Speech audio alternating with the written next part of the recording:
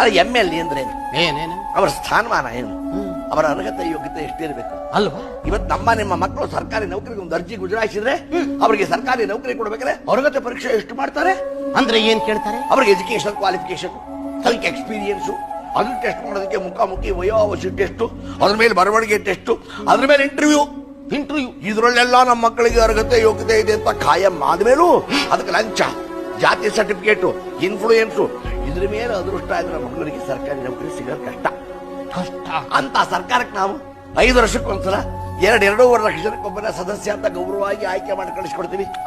ಅವ್ರು 5 ವರ್ಷ ಗೌರವಾನ್ವಿತ MLA ಅಂತ ಕೂತ್ಕೋತಾರೆ, 5 ವರ್ಷ ಕೂತ್ಕೊಂಡು ಸಂಬಳ ತಗೋತಾರೆ, 5 ವರ್ಷ ಮುಗಿದ್ಮೇಲೆ ಪೆನ್ಷನ್ ತಗೋತಾರೆ, 5 ವರ್ಷ ಕೂತ್ಕೊಂಡು ಆಸ್ತಿ ಪಾಸ್ತಿ ಮಾಡ್ಕೊತಾರೆ, 5 ವರ್ಷ ಕೂತ್ಕೊಂಡು ಕಾನೂನು ಮಾಡ್ತಾರೆ, ಕಾನೂನು ಬದಲಾಯಿಸ್ತಾರೆ. ಇಷ್ಟೆಲ್ಲ ಮಾಡ್ಬೇಕಾಗಿರೋ ವ್ಯಕ್ತಿಗೆ ಆ ಸೀಟ್ನಲ್ಲಿ ಕೂತ್ಕೊಳ್ಳೋದಕ್ಕೆ ಕನಿಷ್ಠವಾದ ಅರ್ಹತೆ ಏನಿರಬೇಕು ಅನ್ನೋದನ್ನ ಟೆಸ್ಟ್ ಮಾಡೋದಕ್ಕೆ ಸಂವಿಧಾನದಲ್ಲಿ ಒಂದರ ಕಂಡೀಷನ್